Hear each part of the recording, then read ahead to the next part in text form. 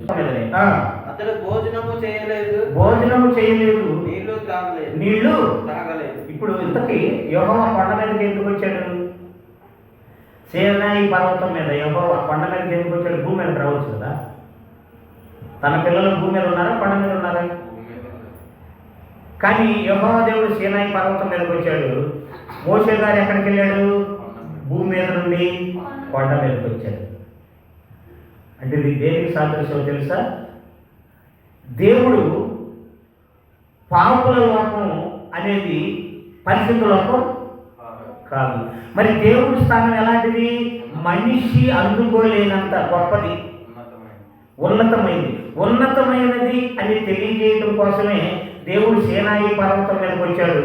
మోషే, నువ్వు కూడా ఉన్నతమైన వాడివి, నేను నిన్ను ఎన్నుకున్నాను కాబట్టి నువ్వు కింద ఉండకూడదు. వాక్యాన్ని నువ్వు కింద నువ్వు, ఎందుకంటే నేను నిన్ను ఎన్నుకున్నాను కాబట్టి, ఎన్నుకున్న నువ్వు నేను ఎక్కడ ఉంటానో అక్కడికి రావాలి. నేను ఇవ్వబోయేది నువ్వు అందుకోవాలి అంటే నేను ఎంత పరిశుద్ధుడునో నువ్వు అలాగే ఉండాలి.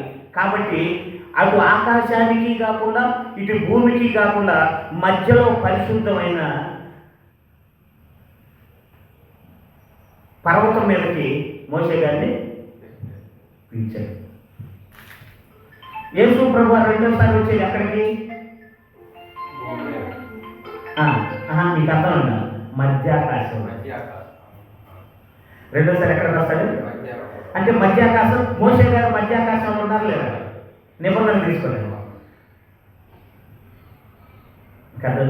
అంటే ఒక ఎగ్జాంపుల్గా మీకు పాయింట్ ఆలోచిస్తారని చెప్తున్నాను అన్నమాట. అయితే ఇది సందర్భం అది కాదు, వచ్చింది కాబట్టి చెప్తున్నాను. మీకు అర్థమైందా? ఇప్పుడు యేసు ప్రభు వారిని అమ్మవారు ఎక్కడికి తీసుకెళ్ళాడు? అది కొండ మీద కదా. సో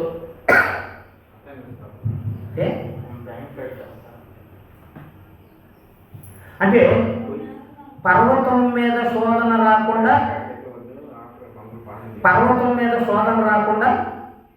మోషే గారు ఏం చేశారు? ఉపవాసం ఉన్నారు. యేసు ప్రభు వారు కూడా శోధన ఎక్కడొచ్చింది? పర్వతం మీద.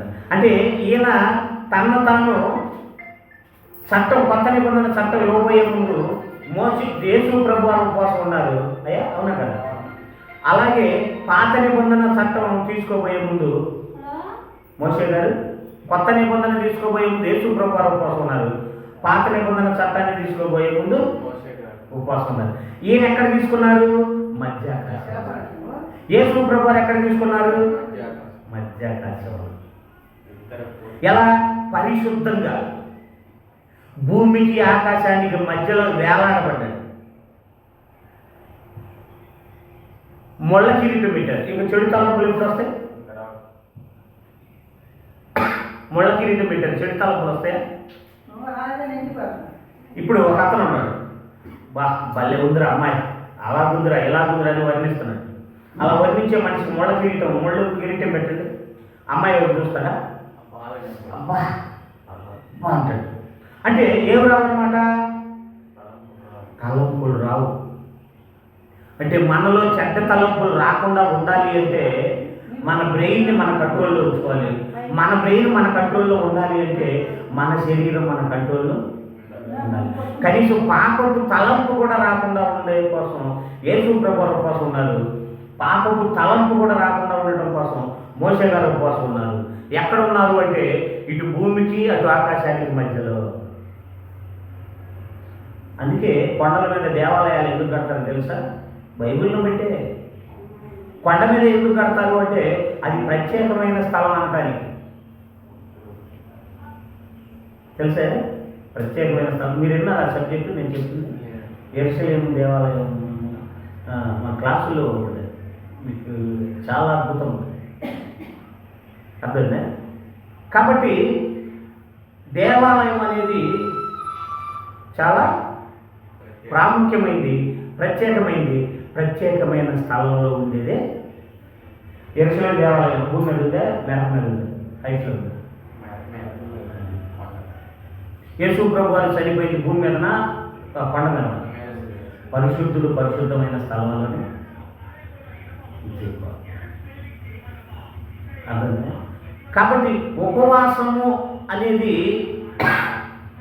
మోషే గారు ఎందుకున్నాడు అంటే దేవుడు పరిశుద్ధుడు, ఆయన నిబంధన పరిశుద్ధమైంది, తీసుకుపోయి ఆయన పరిశుద్ధమైంది. కాబట్టి బైబిల్లో ఎంతోమంది ఉపవాసం ఉన్నారు అంటే వాళ్ళ స్థితి మామూలుగా లేదు. ఇప్పుడు మనం ఉపవాసం ఉండాలి దేనికి? ఆలోచించు.